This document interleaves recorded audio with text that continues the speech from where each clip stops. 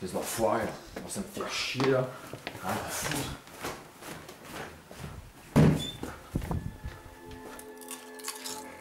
Kenjiro, mon fils, qu'as-tu fait? Matub, c'est comme ça que tu bosses? Encore vautré à te goinfrer de chips dans tes films de merde? Tu dois travailler ton œil de l'esprit. Excusez-moi maître, mais avec tout le respect que je vous dois, honnêtement, je m'en bats les couilles.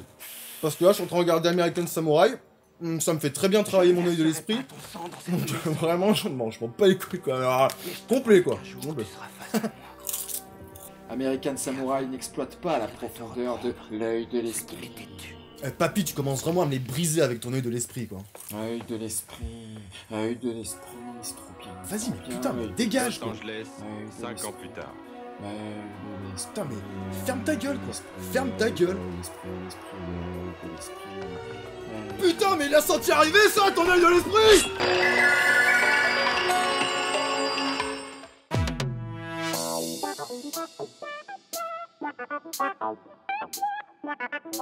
C'est les chroniques du nana.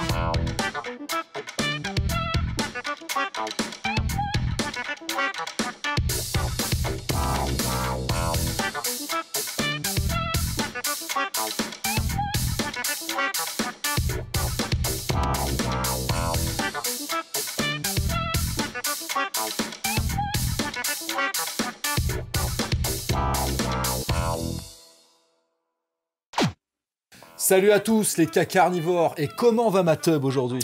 Bah il va plutôt bien, il s'est préparé un bon petit plat pour le film de ce soir. Ah bah j'ai fait pareil, t'as pris quoi? J'ai pris sushi. Ah bah super, ça va super bien avec ton bandeau. Ouais. Moi j'ai pris un hamburger made in America. Bah parfait.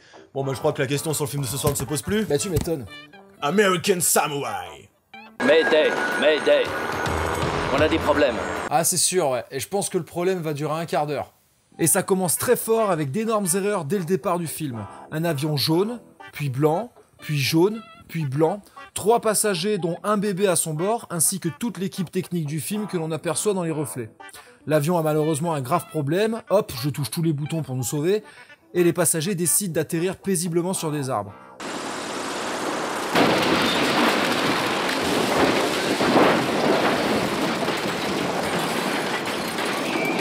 Tout à l'heure, il ne pleuvait pas, mais maintenant il pleut.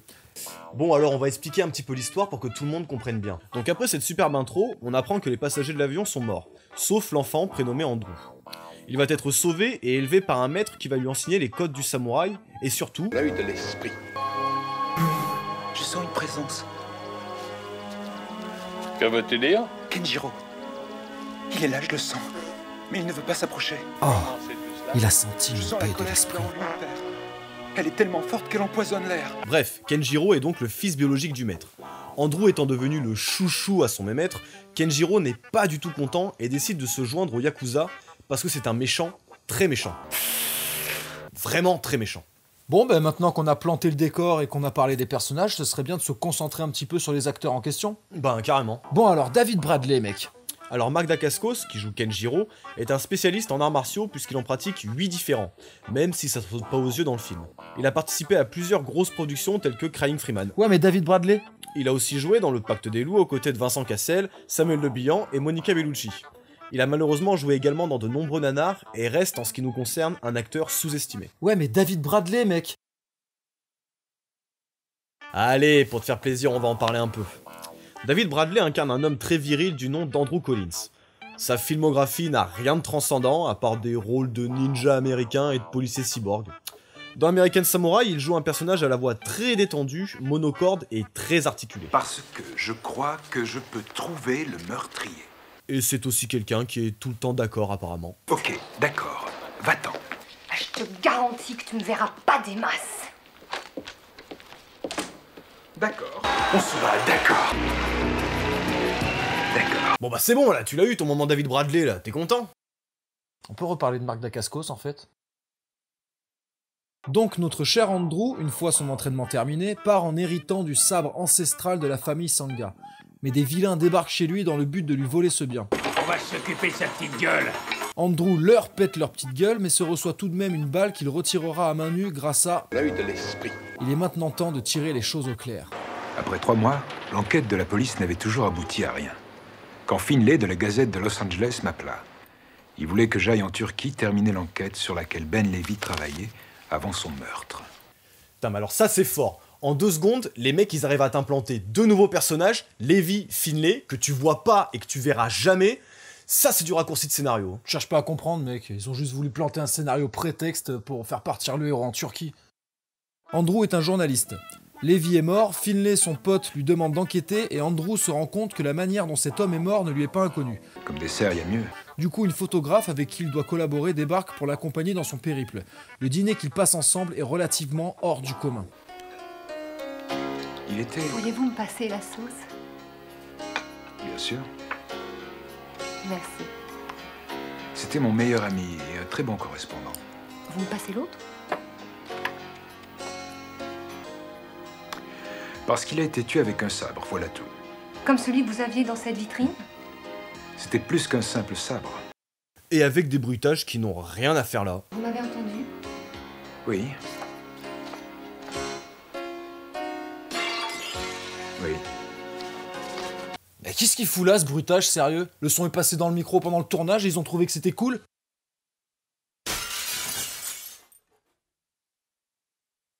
Allez, direction la Turquie pour nos 2 héros. Et là, la magie du montage opère, puisqu'il suffit d'utiliser des vidéos de documentaires pour meubler un peu le film.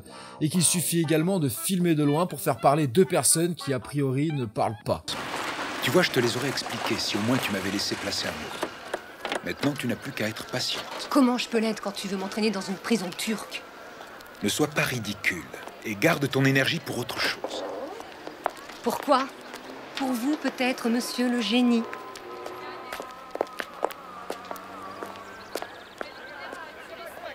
Et puis, histoire de bien continuer à meubler l'ensemble, on réutilise les bobines et on n'a qu'à faire re-rentrer les héros dans l'hôtel. Ouais, super. En fait, le film il dure 1 heure, mais avec tous les plans qu'ils ont réutilisés, ils font juste durer le plaisir, quoi. En parlant de plaisir, il y en a un qui prend son pied, je crois. Regarde.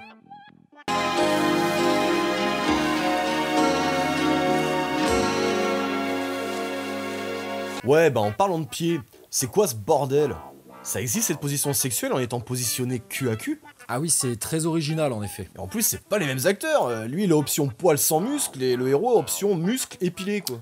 Bref, après s'être caressé les mentons, pour peaufiner son enquête, Andrew sait où aller choper des renseignements. Mais j'ai une idée de l'endroit où il faut chercher. Mais comment ça, il sait où aller? Le mec débarque en Turquie et du jour au lendemain, il sait déjà où aller enquêter. Ouais, il va où d'après toi? Dans un bar, évidemment. Lieu cultissime de la baston, bien entendu. Andrew tombe nez à nez avec un méchant et la bagarre est la seule issue. D'autant plus que ces hommes de main sont tenaces. Regardez, ces 2 mecs se font éclater d'entrée.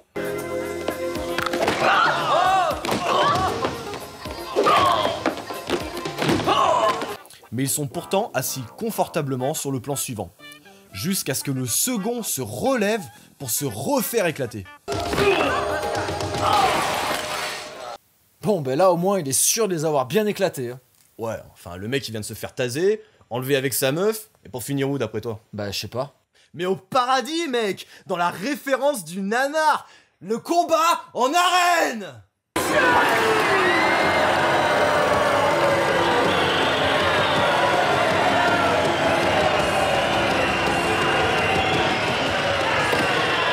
Ah ouais, c'est un peu violent quand même. Hein. Oui, enfin c'est essentiellement du combat mort clandestin. Bon, enfin t'as vu, c'est un faux bras, c'est un peu voyant. Hein. Ah bon, à ce point?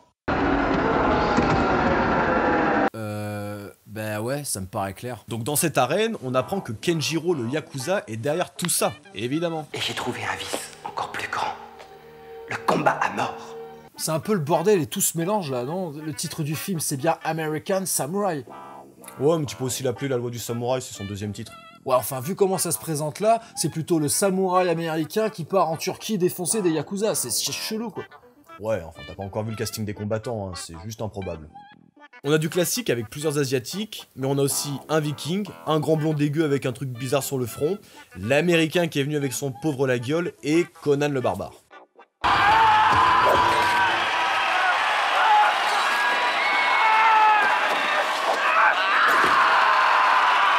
Oh le pauvre, sans pitié. Ouais mais bon, bizarrement après sa mort, il est quand même en train de s'entraîner peinard avec les autres. Toujours vivant, rassurez-vous, toujours la banane, toujours debout.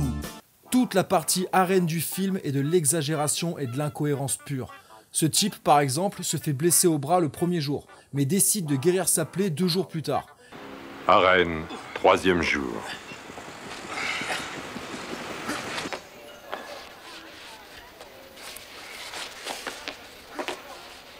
Et lorsqu'il veut prendre Andrew en traître, il gueule comme un veau.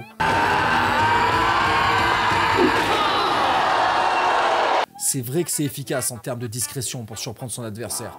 Sans parler des katas interminables. Allez, décidez de jouer votre argent. Mais rendez-vous à qui vous choisissiez l'ordre minimum est de 10 000 $. Et oui, la vie n'est pas au marché dans cette... Voilà, tu veux voir de la baston, il y a des katas, et toi t'attends.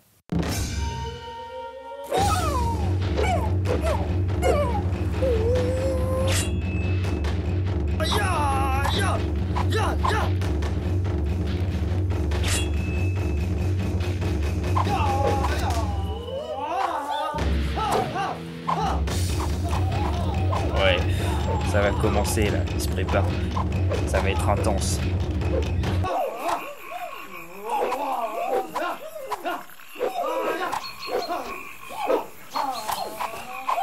Ils sont pas encore prêts là?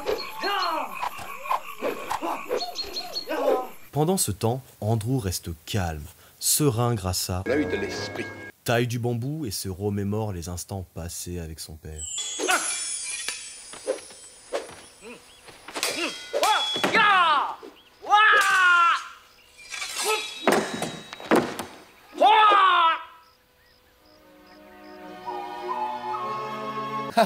Il est trop marrant le papounet, c'est un blagueur.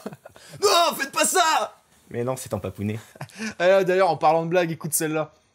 Arrête ton char, pas de ça avec moi. Tu combats avec quoi? Tu ne vas pas me dire que tu combats avec ta zézette, non?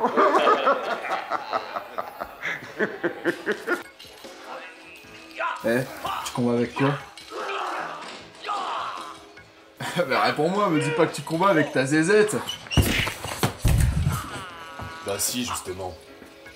J'ai vraiment l'impression que dans cette chronique, on touche progressivement le fond. On peut reprendre notre sérieux et rattaquer un peu l'histoire, s'il te plaît? Ouais, mais je pense que ça fera pas remonter la pente, là. Andrew se retrouve contraint de combattre s'il veut sauver sa bien-aimée qu'il connaît depuis 2 jours. Sauf que la copine, elle est un peu paumée et cette situation lui convient pas trop. Finissons-en. Tu veux en finir, c'est ça? Tu as toujours su ce que tu aurais à payer pour? Écoute, je suis obligé, Joël. Pourquoi? Tu ne comprendrais pas. Explique-moi. Jerry. Qu'est-ce que c'est? Jerry, c'est une obligation, une dette. Quelque chose que le droit par la vertu t'oblige à faire. T'as raison. Je comprends rien. Mais pourquoi tu dois combattre? Stratosphère. Je comprends pas. Meuleuse à angle. Il va pas. Il va pas. Planning familial.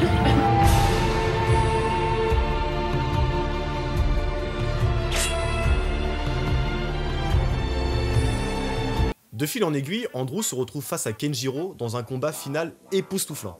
Époustouflant? Non mais je déconne, c'est le combat le plus merdique que j'ai jamais vu. Oui, tu es un excellent homme d'épée, Kenjiro. Mais ne l'as-tu pas assez prouvé? Non, pas à lui.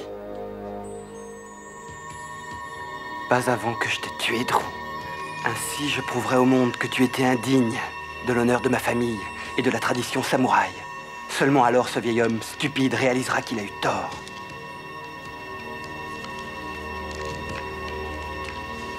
Ensuite, j'en finirai avec lui, Drew.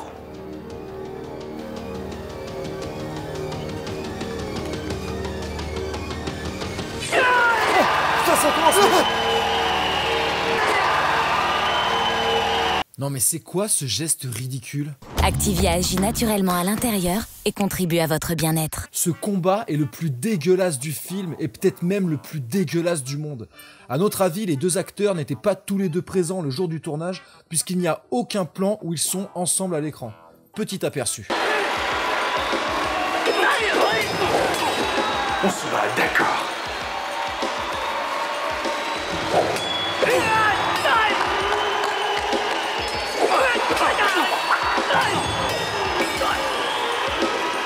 Et puis, histoire de terminer la recette, rajoutons un soupçon de ridicule avec Andrew qui se déplace en crabe pour je ne sais quelle raison et qui apparemment se pète la gueule devant Kenjiro. Enfin bon, au final, Andrew gagne, mais Kenjiro veut quand même le buter.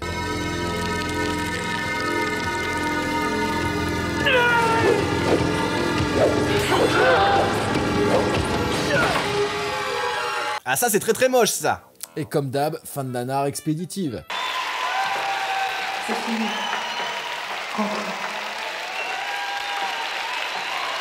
Bon bah pour résumer en fait le film c'est je suis américain, je me fais adopter, hop samouraï, Lévi est mort, filmé, direction Turquie, Kenjiro méchant, je vais en boîte, je fais des combats à mort et c'est ok quoi. Bah tu vois moi je l'ai plutôt bien aimé ce film, je l'ai même trouvé marrant, mais j'aurais changé la fin. Eh t'aurais fait quoi? Bah j'aurais plus fait quelque chose comme ça.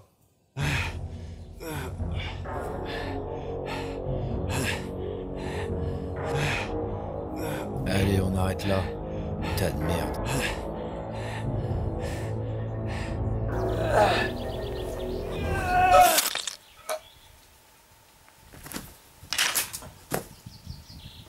Ah ouais carrément quoi. Bah ouais je suis désolé, y a pas de samouraï américain, la merde là. Putain comment ça me casse les couilles avec leur nanar, les films de merde là. Putain c'est pas possible d'être aussi con là. Qu'on voit pas et qu'on verra jamais. Il est filmé c'est ça? Chercher une fin d'un phrase. Il est filmé c'est ça. Je vais... Ah j'arrive pas à réfléchir.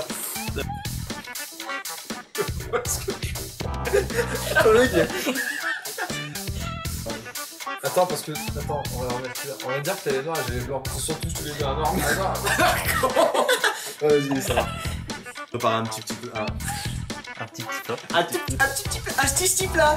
Je sais pas c'est comment ma tub. Il va bien. Il s'est préparé, il s'est préparé quoi tu sais. Ouais, super. Ils auraient pu aussi l'appeler. Non, c'est il s'appelle comme ça. C'est pas ils auraient pu, c'est comme ça. Ouais, vas-y, vas-y. On pourrait reprendre notre sérieux et rattaquer un peu l'histoire, s'il te plaît. Non, tu veux pas. Non, tu veux pas.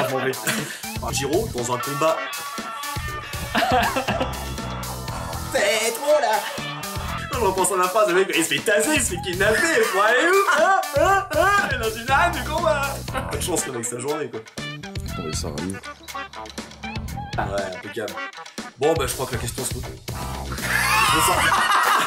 Le truc il est vivant. Je le sentais se barrer depuis tout à l'heure. C'est bon, vas-y.